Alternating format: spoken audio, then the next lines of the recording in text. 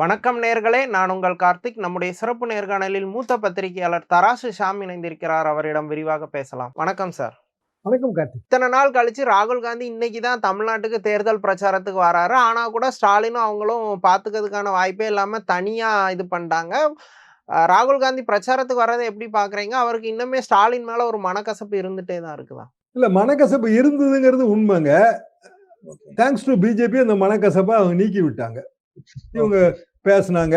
இந்த உண்மையிலேங்க எதிர்கட்சிகள் எல்லாம் ஒன்று சேர்ந்து இதை தோக்கடிச்சதுங்கிறது ரொம்ப அபூர்வமான ஒரு விஷயம் தான். ஒன்னா சேரலைங்கிறதா உண்மை. ராகுல் காந்தியோட ஸ்டாலினுக்கு மட்டுமா மனக்கசப்பு? அங்க வந்து தேஜஸ்வி யாதவுக்கு இல்லையா? பீகார் தேர்தலில் ராகுல் காந்தி எடுத்த அதிரி புதிரியான முடிவுகள்லாம் யாருக்கு பாதகமா முடிஞ்சது? அகிலேஷுக்கு இல்லையா? எல்லாருக்கும் இருந்ததுங்க. அந்த மனக்கசப்பெல்லாம் எப்படியாவது கஷ்டப்பட்டு போக்கி அவங்களெல்லாம் ஒற்றுமைப்படுத்திடுவோம்னு நினைச்சது யாரு? அமித்ஷாவும் மோடியும் தான். கண்டிப்பா அவங்களாலதான் இப்ப எதிர்கட்சிகள் ஒற்றுமைப்பட்டு நிக்குது. இப்போ பார்லிமெண்ட்ல மோடி வந்து மெஜாரிட்டி கிடையாதுங்க, மைனாரிட்டி கவர்மெண்ட். அப்ப மைனாரிட்டி கவர்மெண்ட்னு அதையே கண்டுக்காம எல்லாமே ஃபுல் மெஜாரிட்டியில இருக்க மாதிரியே தட்டால் புடால் முடிவுகள்லாம் எடுத்துட்டு இருந்தாங்க. இப்ப வெட்ட வெளிச்சமா இவ்வளவுதான் இருக்கு உனக்கு நம்பரு, இதுவே வந்து நாயுடு தயவுல தான் நீ ஓடிட்டு இருக்க, வண்டி ஓடிட்டு இருக்கங்கிறத வெட்டு வெளிச்சமா காட்டுதா காட்டலையா? அப்போ இனி வரப்போற எல்லா காலங்களுக்கும் இதுதான் இப்ப அடிப்படை ஃபிகர். எதிர்கட்சிகள் ஒற்றுமையா இருந்தா பிஜேபியை வீழ்த்திடலாங்கிற நம்பிக்கை வந்துருச்சு இப்போ. அப்போ மோடியும் அமித்ஷாவும் சேர்ந்து ராகுல் காந்தியும் ஸ்டாலினையும் ஒற்றுமைப்படுத்தினாங்க. ஏற்கனவே ஒரு போட்டோ ப்ரோக்ராம், இந்த துறையூர் இன்னைக்கு வர்ற ப்ரோக்ராம், அதுல சேர்ந்து ஒரே மேடையில் இருக்கிறதுக்கு வழி இல்ல. பட் இன்னொரு ட்ரிப் வராரு அவரு. அது அநேகமா பெரம்பூர்ல இன்னொரு வாட்டி வர வாய்ப்பு இருக்கா அப்படிதான் சொல்றாங்க. பெரம்பூர்ல வந்து ராகுல் காந்தியும் ஸ்டாலினும் பிற கூட்டணி கட்சி தலைவர்களும் ஒன்றாக தோன்றுகிற ஒரு மேடை இருக்கு. இது வந்து தகவல் தான், எனக்கு உறுதிப்படுத்தப்பட்ட தகவல் இல்ல, இருக்குன்றாங்க. ஓகே. ஆனா நாடாளுமன்ற தேர்தல்ல ராகுல் காந்தியோட பிரசன்ஸ் ரெகுலரா இருந்துச்சு. ஒன்னா ஒரே ஸ்டேஜ்ல ஏறினாங்க. ஸ்வீட் பாக்ஸ் எல்லாம் வாங்கி கொடுத்தது ஒரு பெரிய இம்பாக்ட் கொடுத்துச்சு. திமுக தொண்டர்கள்லாம் வந்து ஸ்டாலினை செலிப்ரேட் பண்ண அளவுக்கு ராகுலை செலிப்ரேட் பண்ணாங்க. அந்த கெமிஸ்ட்ரி கொஞ்சம் டவுன் ஆயிடுச்சா? அது அவங்க வச்ச நிபந்தனைகள், கொடுத்த பேட்டி, அதிகாரத்தில் பங்கு சொன்னது, இத்தனை சீட்டு வேணும் அத்தனை சீட்டு வேணும்னு கேட்டது, இதுல எல்லாம் ரொம்ப மனக்கசப்பு இருந்ததுங்க. காங்கிரஸ் கட்சி 28 சீட்டு கொடுத்ததுல திமுகங்களுக்கு ரத்த கண்ணீர் தான். ராஜ்யசபா சீட்டு கொடுத்ததுல ரத்த கண்ணீர் தான். அந்த மனக்கசப்பெல்லாம் எப்படியாவது கஷ்டப்பட்டு போக்கிட்டாங்க. இப்போ இந்த ஒரே மேட்டர்ல 2 நாள் பாராளுமன்றத்தை நடத்தி உருப்படியா சாதிச்சது எதுன்னா ராகுல் காந்திக்கும் ஸ்டாலினுக்கும் இடையில பழைய கெமிஸ்ட்ரியை கொண்டு விட்டதுதான். ஆக்சுவலி இவங்க பிரேமலதாவுக்கும் 10 சீட் கொடுத்தது கடுமையா விமர்சனமாச்சு. ஆனா அவங்க ஒரு மாதிரி அக்ரெசிவா பிரச்சாரம் பண்ணி அந்த கசப்பை போக்குற அளவுக்கு அவங்க கடுமையான உழைப்ப. பிரேமலதா திமுக கூட்டணி பிரச்சாரத்துல இப்ப ஸ்டார் கேம்பெயினர். பல நேரங்கள்ல சில வாய் தவறுதலாம் தப்பாலாம் பேசுறாங்க, அதை கூட யாரும் கண்டுக்க மாட்டேன்றாங்க. ஆனா அக்ரெசிவா ஒர்க் பண்றாங்க, அக்ரெசிவா வேலை பார்க்காங்க. அவங்களுக்கு நல்ல வரவேற்பு இருக்குது. அதாவதுங்க, இதே நிலைமை இப்படியே முதல்ல இருந்தே 2 அணிக்கு இடையில ஒரு 3 to 5% டிஃபரன்ஸ் இருந்ததுங்க, திமுகவுக்கும் அண்ணா திமுகவுக்கும் இடையில. என்ன காரணம்னா, திமுக கூட்டணியில நம்பர் ஆஃப் பார்ட்டிஸ் அதிகம், அண்ணா திமுக கூட்டணியில பிஜேபி இருக்கிறது ஒரு பின்னடைவு. அப்போ அந்த 5% டிஃபரன்ஸ் மெயின்டைன் ஆகி தான் இது போயிட்டே இருந்தது. 5% டிஃபரன்ஸ் வரும்போது கண்டிப்பாக திமுக கூட்டணிக்கு 120 130 இடங்கள் அப்படிங்கிற நிலைமையில தான் அது இருந்தது. அதிமுக கூட்டணிக்கு 70-80 இடங்கள்ங்கிற நிலைமையில தான் இருந்தது. இப்போ வந்து ஆஃப் லேட் இந்த 2-3 நாளா இது ரொம்ப மாறி இருக்கு. இப்போ இதே ட்ரெண்டை இவங்க கன்டினியூ பண்ணாங்க, திமுக வந்து இதே அக்ரெசிவா இப்படியே கன்டினியூ பண்ணாங்க அப்படின்னா, விஜய் சில தொகுதிகளில் சசிகலாமா, சில தொகுதிகளில் சீமான், சில தொகுதிகளில் கிருஷ்ணாமி வேட்பாளர்கள் 5000-10,000 ஓட்டு அப்படி பிரிச்சாங்க அப்படின்னா அது அந்த அட்வான்டேஜ் திமுக போய் சேர்ந்தது. திமுக கண்டிப்பாக சில தொகுதிகளில் விஜய் வந்து ரொம்ப மிக அதிகமான ஓட்டு வாங்கிட்டாருன்னு வைங்க. இப்ப இன்னைக்கு ஜூனியரோட ஒரு பெரிய சர்வே போட்டிருக்காங்க, ஒவ்வொரு தொகுதி வைஸா போட்டிருக்கான். அவன் ஆவரேஜா என்ன காட்டுறான்னா 124 தொகுதி திமுக கூட்டணி, ஒரு 20-30 தொகுதி வந்து இழுபறி, விஜய்க்கு வந்து ஒரு 3-4 தொகுதி ஜெயிக்கும், அதிமுகவுக்கு ஒரு 80 தொகுதி அப்படின்னு பெரிய 144 பக்கம் கொண்ட ஒரு சிறப்பு இதழ்ங்க. இதுல இந்த இழுபறின்னு சொல்றாங்க எல்லாமே ஏப்ரல் 1st வீக் சர்வே. இப்ப ரொம்ப மாறி இருக்கு. அப்ப இழுபறின்னு சொல்றதெல்லாம் அந்த 3000 ஓட்டு 5000 ஓட்டு அது உண்மையில யாராலையும் கணிக்க முடியாதுங்க, எவ்வளவு பெரிய எக்ஸ்பர்ட்டாலையும் கணிக்க முடியாது. ஆனா அந்த இடத்துல விஜய் அதிகமான ஓட்டு வாங்கினாலோ இல்ல வந்து சசிகலாமா போட்டிருக்க கேண்டிடேட், அதை பத்தியும் கூட ஜூனியரோட இதுல சொல்லியிருக்காங்க. அவங்க போட்டிருக்க கேண்டிடேட் 5000 10,000 ஓட்டு வாங்கினாலோ அட்வான்டேஜ் அதிமுக கிடைக்கணும். ஆனா இன்ஸ்டெட் வந்து திமுகவுக்கு கிடைக்கும். ஆனா சார் விஜய்க்கு 24% வரை ஓட் பர்சன்டேஜ் அதுல கொடுத்திருந்தாங்க. அவ்வளவு தூரம் அது எனக்கு அவ்வளவு தூரம் வரும்னு எனக்கு தோணலைங்க. என்னோட கணக்கு எப்போதுமே 8 to 12% அதுதான் என்னோட கணக்கு. 8 to 12% தான் ஆவரேஜ். நான் என்னோட கணக்கு என்ன காரணம்னாங்க, இப்ப விஜய்க்கு நட்சத்திர வேட்பாளர்கள் ஒரு 50,000 75,000 ஓட்டு வாங்கக்கூடியவங்கிறவங்க ஒரு 10 பேர் கூட இல்ல. அவ்வளவுதான். இவங்க ஜூனியருடன்ல யாரெல்லாம் ஜெயிப்பாங்கன்னு சொல்லியிருக்காங்களோ அவங்கதான். அப்போ 10 பேர் தான் வந்து 75,000 ஓட்டு வாங்கக்கூடிய கெப்பாசிட்டியில இருக்காங்க. இப்போ உதாரணமா விஜய், இப்போ செங்கோட்டையன், இப்போ ஆதவ் அர்ஜுன், நிர்மல்குமார், எக்மூர், ராஜ்மோகன், இப்படி நீங்க கணக்கு எடுத்தீங்கன்னா அவ்வளவுதான் வருதுங்க. 10 பேருங்கிறது ரொம்ப அதிகபட்சம். அப்ப 10 பேர் வாங்கினாலும் அது 7.5 லட்சம் ஓட்டு தான் வரும். 75,000 என்று 10ங்க. மீதி இருக்கிற வேட்பாளர்கள்ல ஒரு 50 பேர் வந்து 25,000 30,000 தான் வாங்குவாங்க. மீதி எல்லாம் 5,000 10,000 தாங்க வாங்குவாங்க. ரொம்ப டவுனா போயிடும். 1 கோடி ஓட்டெல்லாம் வர்றதுக்கான வழி இல்ல. என்னோட எஸ்டிமேட் ஆரம்பத்துல இருந்தே வந்து ஒரு 50 லேக் ஓட்டு வரைக்கும் வாங்குவாங்க. 1/2 கோடி ஓட்டு வரைக்கும் அவங்க வாங்குவாங்கன்னு நான் எதிர்பார்த்தேன். அதாவது ஆரின் அதர்வைட்ஸ் வந்து 8 to 12%. இந்த சர்வேக்களோட இன்னொரு ப்ராப்ளம் என்னன்னா, நீங்க போய் கேக்குறீங்க இல்லைங்களா யாரோ ஒருத்தட்ட, அவர் வந்து ஒரு ஓட்டு போட்டார் இல்லையா, நான் வந்து உங்ககிட்ட கேக்குறேங்க, நீங்க ஒரு கருத்து சொல்றீங்க, அப்போ ஒரு ஓட்டு பதிவாயிருச்சு. ஆனா நிஜத்துல வந்து உங்களை மாதிரி 100 பேர்ட்ட நான் கருத்து கேட்டேன்னா 80 ஓட்டு தான் பதிவாகும். உங்களுக்கு அந்த நுட்பம் புரியுது இல்ல? புரியுது புரியுது. அப்ப பிராக்டிகலா அது ஓட்டா மாறாது, ஒப்பீனியனா மட்டும் தான் இருக்கும். நான் கேக்குற எல்லாத்தையும் நான் கணக்குல எடுத்துக்கிறேன். நிஜத்துல வந்து அவ்வளவு ஓட்டு போட மாட்டாங்க இல்லையா. நம்ம வந்து 80 to 82% நம்ம ஓட்டு எதிர்பார்க்கிறோங்க. 100 ஓட்டு கணக்குல இருந்தா 82 ஓட்டு பதிவாகும். ஆனா கருத்து கேட்கும் போது 100 பேர்த்தையும் கேட்டுறோம். அந்த இடம் தான் இதோட சிக்கலான இடம். அதனால அந்த 1 கோடி எல்லாம் வரதுக்கு வாய்ப்பு இல்லை. சார் நேத்து விஜய் வந்து அன்எக்ஸ்பெக்டடா பெரம்பூர் போனாரு, மக்களோட மக்களா பேசினாரு, டோர் டு டோர் கேம்பெயின் மாதிரி ஒரு விஷயம் பண்ணாரு. பட் இன்னைக்கும் அவர் போறதா இருந்துச்சு. இன்னைக்கு இமீடியட்டா லீவ் விட்டாரு. நாளைக்கு கடலூர் கேம்பெயினுக்கும் லீவ் விட்டாரு. இருந்த ஜஸ்ட் ஒரு 20 to 25 டேஸ்ல கூட அவர் ரெகுலரா கேம்பெயின் பண்ணலாம். அவர் கேம்பெயின் ஸ்ட்ரக்சரை நீங்க எப்படி பாக்குறீங்க? அவர் ஏதாவது லீவு தாங்க. ஒரு திருச்சிக்கு போறாரு, அவர் தொகுதிக்கு போறாரு, ஞாயிற்றுக்கிழமை போறாரு போல இருக்கு. பெர்மிஷன் வாங்கி நாளைக்குன்னு சொல்றாங்க. போலீஸ் பெர்மிஷன் கொடுத்துருக்காங்க ரோட் ஷோவுக்கு. போலீஸ் அறிக்கை ஒன்று பார்த்தேன், அதுல வந்து பெர்மிஷன் கொடுத்துருக்கோன்றாங்க. ஸோ இனி திங்கள் செவ்வாய் 2 நாள் தான் மிச்சம் இருக்கு. அது லீவ் விட்டுருவாரு, அதுக்கும் லீவ் விட்டுருவாருன்னு தான் நினைக்கிறேன். அப்போ வந்து விஜயோட கேம்பெயின்ல லீவ் நாள் ரொம்ப ஜாஸ்தி, அட்டண்டன்ஸ் பத்தாது.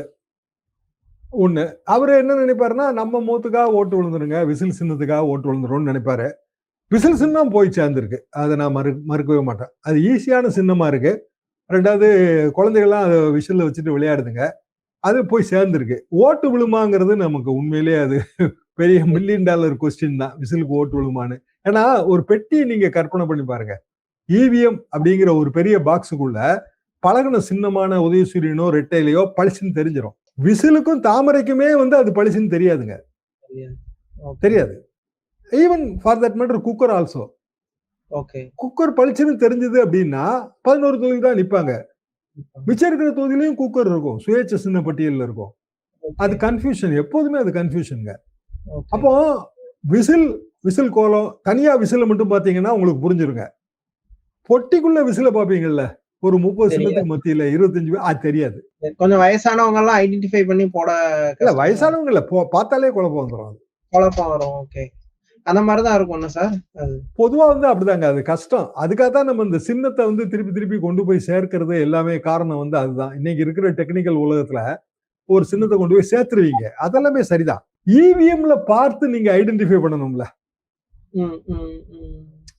அது சிவப்புன்னு ஒரு கலருங்க, அந்த கலரை நீங்க வந்து மனதளவுல நிறுத்திடுவீங்க. அந்த சிவப்புங்கிற கலரு பல ஷேடுகளுக்கு மத்தியில 100 ஷேடுக்கு மத்தியில சிவப்பு இருந்தா சிவப்புக்கு இளஞ்சிவப்புக்கு இடையில வித்தியாசம் கண்டுபிடிக்கிறது ரொம்ப கஷ்டங்க. ஹியூமன் ஐ தான். விஜய் வந்து இப்போ செங்கோட்டையன், அருண்குமார் மாதிரி, அருண்குமார், நிர்மல்குமார், இவங்க இந்த சீனியர் கேண்டிடேட் தொகுதிக்கு கூட அவங்கள ப்ரமோட் பண்ற மாதிரி பிரச்சாரம் பண்ணல. அவர் இல்லாட்டாலுங்க இப்ப திருப்பூர்ல போய் பேசுறாரா, அது வந்து கிட்டத்தட்ட ஒரு 10-12 தொகுதியில இருந்து ஆள் வந்திருக்காங்க. ஒரு தொகுதிக்கு வந்து ஒரு 1000 பேர் வந்தா கூட 12,000 பேர் வந்துருவாங்க, பெரிய கூட்டமா தான் தெரியும். அது அப்படியே ஓட்டா டிரான்ஸ்லேட் ஆகாது. ஓகே. அவரோட கேம்பெயின் ஸ்டைல் கொஞ்சம் வேறவா இருக்குங்க. அந்த கேம்பெயின் ஸ்டைலுக்கு என்ன ஓட்டு கிடைக்கும்? இளைஞர்கள் தாங்களே போய் ஓட்டு போட்டுருவாங்க. ஒவ்வொரு வீட்லயும் விஜய் இருக்காங்க. இதெல்லாம் கான்செப்ட் தான். தேர்தல் களத்துல ப்ரூவ் ஆகுமா அப்படிங்கிறது ரொம்ப சந்தேகம். அது வந்து எலக்ஷன் ரிசல்ட் டைம்ல தான் நம்ம புரிஞ்சுக்க முடியும். அவரும் பெர்சன்டேஜ்ல நம்ம புரிஞ்சுக்கலாம். ஓகே. என்னைய பொறுத்த வரைக்கும் அவர் 8 to 12% வாங்கி 1 or 2 சீட்ஸ் ஜெயிச்சாலே உண்மையிலேயே பெரிய விஷயம். பெரிய விஷயம். அதுவே பெரிய பெரிய அச்சீவ்மென்ட். பெரிய achievement. அவர் போட்ட உழைப்புக்கு 2வது கட்சி ஆரம்பிச்சு 2 வருஷம் தான் ஆகுது. ஒன்னும் பெரிய அளவுக்கு பொருளாதார ரீதியா கூட பெரிய அளவுக்கு செலவு பண்ணல. கட்சிக்கு செலவு பண்ண எல்லாமே விஜய் தனக்கு தானே செலவு பண்ணிக்கிட்டதுதான். ஓகே. அவரோட தனி விமானத்துல போய் தேர்தல் பிரச்சாரம் பண்ற தலைவரை நான் பார்த்ததே கிடையாது. காலையில போயிட்டு சாயந்தரம் திரும்பிடுறாருங்க. தனி விமானத்துல உதயநிதி கூட போறாரு, பாத்திருக்கேன். அவர் போயிட்டு ஒரு 2 3 நாள் கழிச்சுதான் திரும்புவாரு. இவர் போயிட்டு உடனே திரும்பிடுறாரு. சார், இதை இப்போ நார்த் இந்தியன் பார்ட்டிஸ் இந்த மசோதாவுக்கு ஆதரவு தெரிவிச்சிருந்தா அது புரிஞ்சுக்க முடியுது. பிஜேபியோட எண்ணத்தை நம்மளால புரிஞ்சுக்க முடியுது. ஆனா தமிழ்நாட்டுல இருந்துட்டு மாநில உரிமை பேசுற அதிமுகவோ இல்ல அன்புமணியோ எப்படி பிஜேபி குரல்லையே இந்த மசோதாவை தீவிரமா ஆதரிச்சாங்க அண்டு திமுக துரோகம் பண்ணிட்டு பெண்களுக்குன்னு ஒரு நரேட்டிவ் எடுக்கிறாங்களா? வரலாற்றுல இது ஒரு பெரும் பிழையா அமைஞ்சிராதா அவங்களுக்கு? கண்டிப்பாங்க பெரும் பிழையாக அமைஞ்சிரும். இது வந்து ஜெயலலிதா கொள்கைகளுக்கு முரணானது, எம்ஜிஆர் கொள்கைகளுக்கு முரணானது, அதிமுகவுக்கு ஆபத்து. அமித்ஷா சொல்றதுதான் சரின்னு என்னைக்கு வந்து எடப்பாடி பழனிசாமி சொன்னாரோ அன்னைக்கே அவரோட இறங்கு முகம் ஆரம்பிச்சிருச்சு. சரி, உண்மையிலே நம்ம தேர்தல் பிரச்சாரத்துல ஆட்சியோட அவலங்கள் இதுக்கு எதிராக இது தானே நம்ம பிரச்சாரம் பண்ணணும். அப்போ இந்த ஆட்சியில தப்பு நடக்குதுங்க, சட்ட ஒழுங்கு சரியில்லைங்க, பெண்களுக்கான பிரச்சனைகள் இருக்குங்க, பாலியல் பிரச்சனைகள் இருக்குங்க, ஒரு குடும்பம் ஆட்சி பண்ணுதுங்க, இதைத்தான் இவ்வளவு நாளும் ஓட்டிட்டு இருந்தோம். எதிர்கட்சியோட வேலை அதுதான். இப்போ திடீர்னு நேரேட்டிவ் மாறி பெண்களுக்கான இடஒதுக்கீட்டுக்கு துரோகம் செய்து விட்டு திமுகங்கிற நேரேட்டிவ் நீங்க கொண்டு போனீங்கன்னா நீங்க ஃபெயிலியர் ஆயிடுவீங்க. என்ன காரணம்னா இது மக்களுக்கு புரியுது, இந்த மேட்டர் மக்களுக்கு புரியுதுங்க. இது புரியாத டெக்னிக்கல் மேட்டர் எல்லாம் கிடையாது. புரிய வச்சிருவாங்க, திமுக புரிய வச்சிருவாங்க. திமுக அட்வான்டேஜ் எடுத்து டக்குன்னு இதை உணர்ச்சி போராட்டமா மாத்துறாங்க. கருப்பு கொடி, சட்டத்தை எரித்தல், நேற்றைக்கு வந்து தமிழ்நாடு வென்றது, டெல்லி தோற்றது, அப்புறம் வந்து வெற்றி கொண்டாட்டம், பட்டாசு வெடிங்க. இன்னைக்கு வந்து வில்சன் வந்து தனிநபர் மசோதா கொண்டு வராரு. எல்லா பாலையும் நீங்க திமுக போட்டு கொடுக்குறீங்க, ஃபுல் டாஸ் போட்டு தரீங்க, சிக்ஸர் அடின்றீங்க, பந்த பிடிக்காம விடுறீங்க, நோபால் போடுறீங்க, ஒய்டு போடுறீங்க, எல்லாமே திமுக அனுகூலமா தோக்கடிக்கணும்னே கொண்டு வந்த மாதிரி. உண்மையிலேங்க நான் அப்படித்தான் நினைச்சேன். என்னன்னா இந்த தேசிய கட்சிக்கு நம்ம பேர்ல அக்கறையே கிடையாதுங்க. காங்கிரஸுக்கு இது பொருந்தும். அவங்க பாட்டுக்கு ஆல் இண்டியா பாலிடிக்ஸ்க்கு தான் பார்ப்பாங்க. இவங்க வெஸ்ட் பெங்கால் பாலிடிக்ஸுக்கு பார்த்தாங்க. வெஸ்ட் பெங்கால் பாலிடிக்ஸ் பார்க்கும்போது இங்க அதிமுக தோத்தாலும் ஜெயிச்சாலும் அவங்களுக்கு கவலையே இல்லை. ஏன்னா பிஜேபி இங்க பெருசா ஜெயிக்க போறது இல்லை. அப்ப எடப்பாடி பழனிசாமி முதலமைச்சர் ஆக்குறதெல்லாம் அமித்ஷாவோட நோக்கம் கிடையாது. அது பாட்டுக்கு இந்த பாலப்பட இப்ப என்ன அவசரங்க? இதை கொண்டு வந்ததுனால என்ன சாதிப்பாங்க? யாருக்குமே புரியல. ஜூன் ஜூலைல கொண்டு வர வேண்டியதானே எல்லா தேர்தலும் முடிஞ்ச பிறகு. 2 மாநிலத்துல தேர்தல் பெண்டிங்ல இருக்குங்க. 5 கேரளால முடிஞ்சு போச்சு, அஸ்ஸாம்ல முடிஞ்சு போச்சு, பாண்டிச்சேரியில முடிஞ்சு போச்சு. சரி, அப்பவுமே தேர்தல் ஆரம்பிக்கிறதுக்கு முந்தைய இதை பேசியிருக்கலாம்ல. அப்பவும் பேசல. 2 மாசம் கழிச்சு பேசலாம். ஒன்னும் அவசரம் இல்லை, இது ஒன்னும் அர்ஜென்சி இல்லை. பெண்களுக்கு இடஒதுக்கீடு உடனே கொடுத்த உடனே எல்லா பெண்களும் போய் பார்லிமெண்ட்ல உட்காந்துக்க போறாங்களா? இல்ல. அதுக்கு நம்ம வந்து தொகுதி மறுவரையறை செய்யணும். சென்சஸ் 2011 சென்சஸ் ஃபிகரே எடுத்து தொகுதியை பார்க்கணுங்க. சரி, நீங்க வந்து ரிசர்வேஷன் கொடுக்கும் போது கண்டிப்பாக பாப்புலேஷன் அடிப்படையில் தான் கொடுக்க முடியும். எப்படி பட்டியல் இனத்தவருக்கு தொகுதி கொடுக்குறீங்க? பட்டியலின மக்கள் அங்க கூடுதலா இருந்தா தானே தொகுதி கொடுக்க முடியும். இப்ப காட்டுமன்னார் கோயில் பட்டியல் இனத்துக்கு ஒதுக்குறோம், இல்ல வேற ஒரு எக்மோரை ஒதுக்குறோம்னா அங்க அவங்களோட எண்ணிக்கை கூடுதலா இருக்கணும். என்ன கிரைட்டீரியா? அப்ப அதே மாதிரி பெண்கள் எண்ணிக்கை கூட இருக்கணும்ல. ஒரு தொகுதியை பெண்களுக்கு நீங்க கொடுக்கும் போது அப்ப பெண்கள் எண்ணிக்கை கூட இருக்குன்னா 2011 சென்சஸ் படி கூட இருக்குன்னு பாப்பீங்களா? இப்ப குறைஞ்சிருக்கும்ல. 15 வருஷம் ஆச்சுங்க. 2011 ஒரு தொகுதியில பெண்கள் எண்ணிக்கை கூட, ரைட்டு, பெண்களுக்கான இட ஒதுக்கீட்டுல அது கொடுத்தாச்சு. 2026 ஓட்டு போட போறோம், இல்ல 2029 ஓட்டு போட போறோம். அப்போ அதே மாதிரியா இருக்கும். செக்ஸ் ரேஷியோ மாறுதுங்க. 1971 2011 செக்ஸ் ரேஷியோ பார்த்தா 906 தாங்க 1000க்கு இருக்கு. 1000 மேலுக்கு 906 ஃபீமேல் தான் உத்தரப்பிரதேசத்துல. அதே டைம்ல இங்க வந்து 996 தமிழ்நாட்டுல. 1000 ஆண்கள் இருந்தா 996 பெண்கள் இருக்காங்க.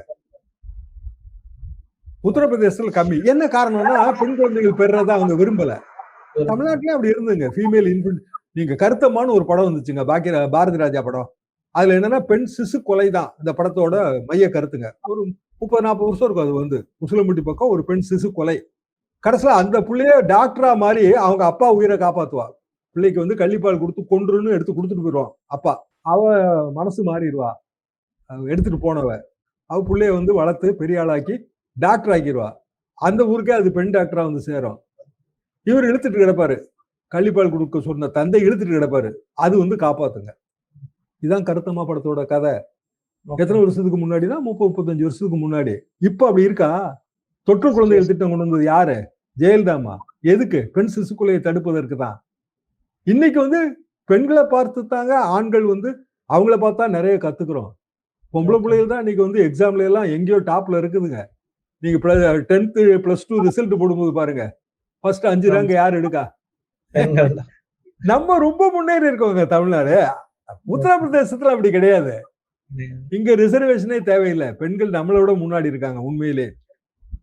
இன்னும் சொன்னா ஆண்களுக்கு வேணா ரிசர்வேஷன் கொடுக்கலாம். Okay sir. தமிழ்நாடு அரசியல் குறித்து பல விஷயங்களை விரிவா பேசுனீங்க. ரொம்ப நன்றி.